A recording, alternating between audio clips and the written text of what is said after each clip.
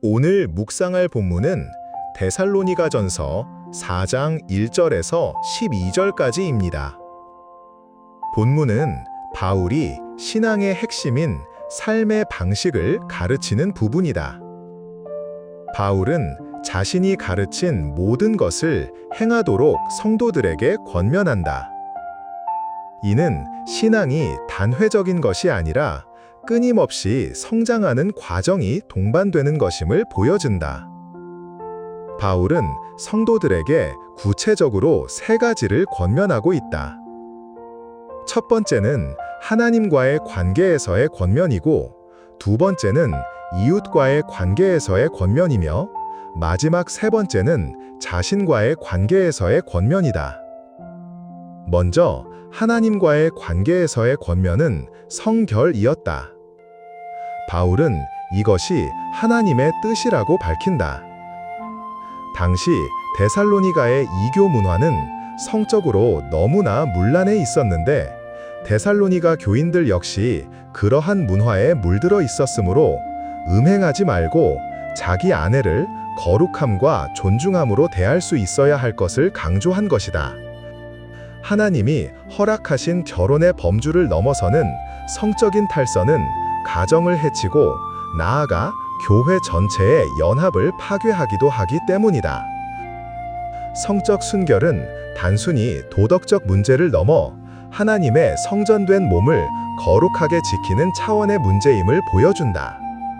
성도가 세속의 더러움에 물들지 않고 거룩하게 살아가는 것, 이것이 하나님이 우리를 불러주신 목적임을 바울은 분명히 밝히고 있는 것이다. 그러므로 성결의 경고를 무시하는 것은 하나님을 저버리는 행위에 다름 아니다.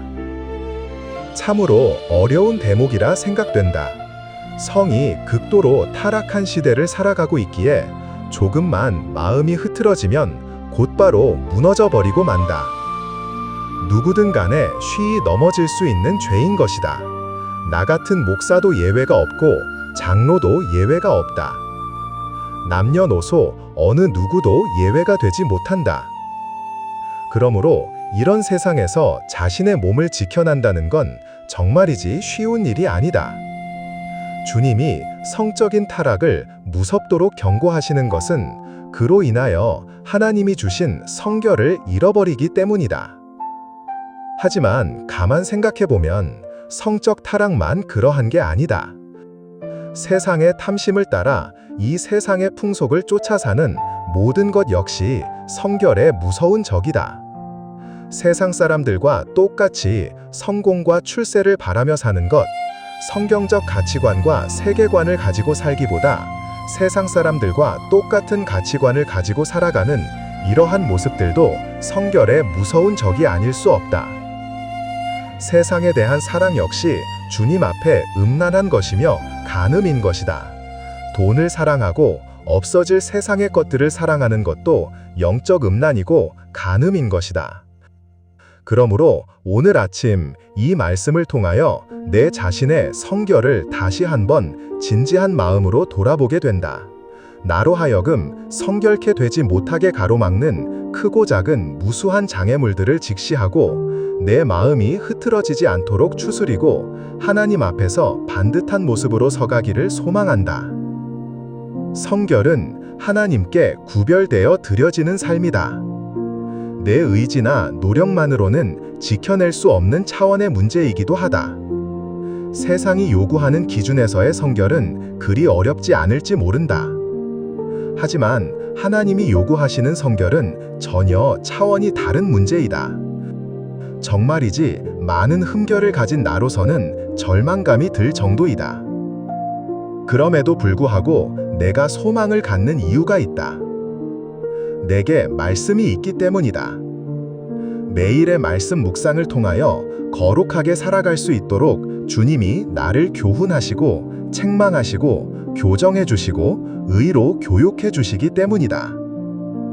또한 내겐 보혜사 성령의 도우심이 있기 때문이다. 그래서 나는 넘어짐의 자리에서 다시 일어나 성결의 걸음을 하기 위해 오늘도 주님 앞에 엎드릴 수밖에 없다. 바울이 이웃과의 관계에서 한 권면은 형제사랑이었다. 데살로니가 교인들이 형제사랑을 지금까지 나무랄 데가 없을 정도로 잘 해온 것이 사실이다.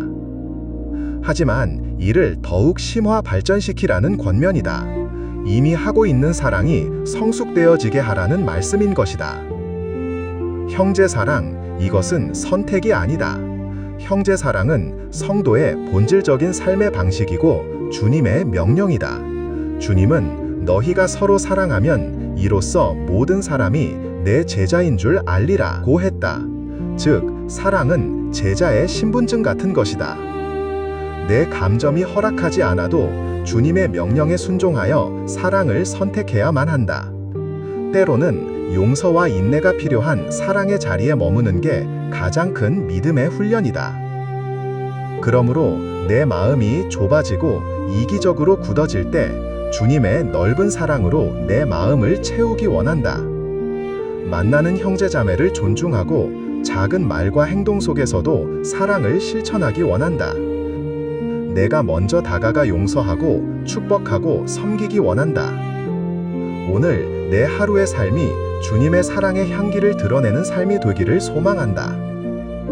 바울이 자신과의 관계에서 권면한 것은 성실한 삶이다. 조용히 자신의 일에 전념하여 충실히 살아감으로 해서 지체들에게 짐을 지우지 말라고 했다. 그렇게 성실하게 사는 것이 교회 밖의 사람들에게도 건덕이 되는 삶이다. 성실한 삶은 하나님 앞에서 드려지는 예배라 생각된다. 내 삶의 현장에서 무엇을 하던 간에 성실하게 살아가는 것이 하나님께 영광을 돌리는 길임이 분명하다. 이는 매일의 삶이 결코 신앙과 분리될 수 없음을 보여준다. 성실한 삶을 위해 가장 조심해야 할 것이 게으름이 아닌가 싶다. 게으름은 가난과 파멸을 부른다고 성경은 경고한다. 탐욕도 조심해야 할 것이다. 성실이 맡겨진 일에 충실하는 것인데 탐욕은 더 많이 가지려는 욕망이라 결국 성실을 뒤흔들어 버리고 만다. 탐욕은 일을 성실히 하는 것처럼 보이지만 사실 자기 이익만 쫓게 만들기에 무서운 적이 아닐 수 없다. 성실은 사람 앞이 아니라 하나님 앞에서의 정직이다. 성실한 사람은 결과보다도 과정의 충실함을 더 중요하게 여긴다. 그러므로 나는 성실의 옷을 입고 살아야 한다. 무엇을 하든 죽게 하듯 최선을 다하는 것, 그게 바로 성실이라고 나는 믿는다. 오늘의 말씀을 통하여 분명하게 확인하는 것은 하나님과의 관계와 이웃의 관계, 나아가 자신과의 관계 모두가 중요하다는 사실이다. 이 세 가지가 아름다운 조화와 균형을 이루도록 내 삶을 잘 조정해야 할 것이라 생각된다. 그리하여 어제보다는 오늘이, 오늘보다는 내일이 더 낫고 성숙되는 삶이 되기를 바람하지 않는다. 이를 우일신하는 삶을 소망하며 용기를 내어 하루의 걸음을 시작한다.